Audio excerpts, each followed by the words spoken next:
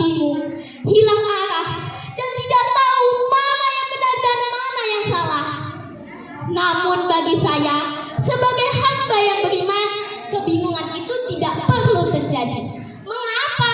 Karena Allah Subhanahu wa Ta'ala telah memberikan satu petunjuk agung yang kebenarannya tidak ada keraguan sedikit pun.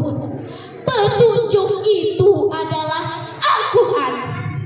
Bagi saya, Al-Quran bukan sekadar kitab suci yang indah tulisannya, bukan sekadar benda berharga yang diletakkan di tempat yang paling tinggi, dan bukan sekadar bacaan hanya yang dilantunkan saat hari raya atau acara tertentu saja.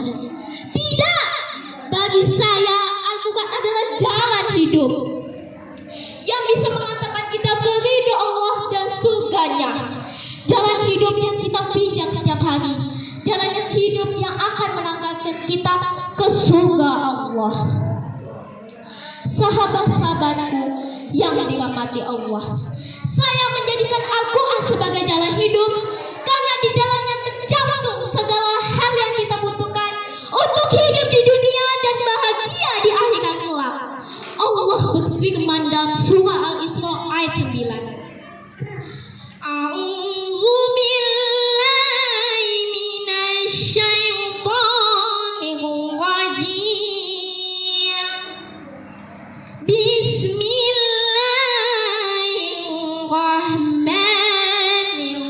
Bismillahirrahmanirrahim. Inna hadzal Qur'ana yahdi lillati hiya aqwam wa yubashshirul mu'minin wa ya'maluna as-solihati anna lahum ajran kabira. Sesungguhnya Al-Quran ini memberikan jalan yang paling lurus, yang paling lurus, yang tidak membelok ke kiri ataupun ke kanan, yang tidak ada jurang dan kehancuran, dan bisa mengantarkan kita ke ridha Allah dan surganya. Sahabat-sahabatku yang dirahmati Allah, menjadikan Al-Quran sebagai jalan hidup artinya ada 3 hal yang saya butuhkan dalam keseharian saya, adalah membacanya, melafalkannya, dan mengamalkannya. Pertama, membacanya. Iqra bismi rabbikal ladzi khalaq. Bacalah dengan menyebut nama Tuhanmu yang menciptakan. Langkah awal saya mengenal jalan ini adalah dengan membacanya. Saya sadar kasih sayang Allah kepada saya sangat besar karena telah memudahkan saya untuk mengenal huruf-hurufnya, melafalkan ayat-ayatnya, dan mendengarkan keindahan bunyi firman-Nya. Menurut saya, membaca Al-Quran bukan beban, melainkan kebutuhan. Seperti tubuh kita yang butuh makan, jiwa saya butuh Al-Quran agar tumbuh. Setiap kali saya membacanya, saya merasa sedang berbicara dengan Allah, merenungi pesan-pesannya, dan mendapatkan ketenangan hati yang tidak bisa dibeli dengan harta dunia apapun. Kedua, melafalkannya. Afala yatadabbaruna al-Quran. Tidaklah mereka merenungi atau mentadabburi Al-Quran. Melafalkannya saja tidak cukup. Jika hanya sekadar bunyi yang keluar dari lisan, Al-Quran diturunkan agar dipahami maknanya. Saya berusaha untuk memahami apa yang Allah perintahkan dan apa yang Allah larang. Ketika saya membaca ayat tentang kasih sayang, saya belajar untuk menyayangi orang lain. Ketika saya membaca ayat tentang kejujuran, saya belajar untuk tidak berbohong. Ketika saya membaca ayat tentang peringatan, saya takut untuk berbuat dosa. Bagi saya, Al-Quran adalah cerminan untuk diri saya. Saya bisa melihat siapa diri saya sebenarnya dan bagian di mana harus saya perbaiki. Dan ketiga, melafalkannya. Ada satu hadis yang diriwayatkan oleh Imam Bukhari, sahabat Utsman bin Affan. Hadisnya berbunyi, khairukum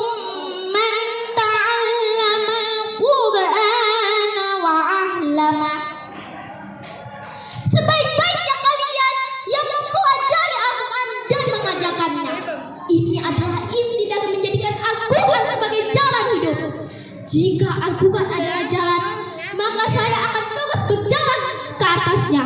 Artinya, setiap langkah kaki saya, setiap perbuatan saya, dan setiap perkataan saya harus dilaras dengan apa yang ada di dalam Al-Quran.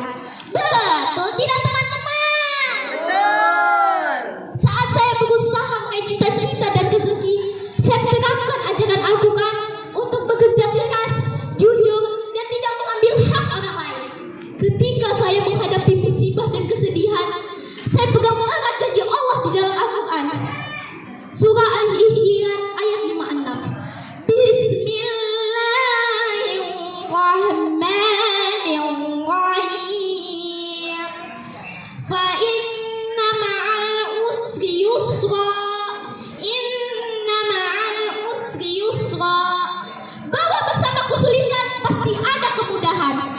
Maka saya tidak putus asa dan selalu bersyukur. Inilah makna sebenarnya Al-Quran turun ke hati lalu terbit menjadi perbuatan. Sahabat-sahabatku yang dirahmati Allah, tentu sebagai manusia biasa saya tidak luput dari kehilafan. Masih banyak kekurangan dalam diri saya dalam memegang teguh ajarannya. Namun jika Al-Quran adalah jalan, saya bertekad untuk terus berjalan ke arah yang benar. Meskipun pelan, asalkan tidak berhenti, saya tidak akan membiarkan diri saya berjalan tanpa arah dan aturan. Saya tidak akan membiarkan tubuh saya dikuasai oleh hawa nafsu zaman yang salah. Menurut saya, Al-Quran adalah jalan hidup. Ketika dunia terasa gelap, Al-Quran menjadi pelita. Ketika jalan terasa sempit, Al-Quran menjadi penyejuk. Ketika keraguan datang menghampiri, Al-Quran menjadi kepastian. Oleh karena itu, saya mengajak diri saya sendiri dan teman-temanku sekalian, mari kita jadikan Al-Quran bukan hanya sekadar bacaan, tapi jadikanlah ia sebagai jalan hidup. Jalan yang kita pijak setiap hari, jalan yang kita jadikan rujukan dalam setiap kepastian, dan jalan yang akan mengantarkan kita ke surga Allah dengan wajah yang berseri-seri. Teman-teman, semoga kita semua digolongkan menjadi ahli Al-Quran. Ahli Al-Quran adalah golongan orang-orang yang membacanya, memahaminya, dan melafalkannya.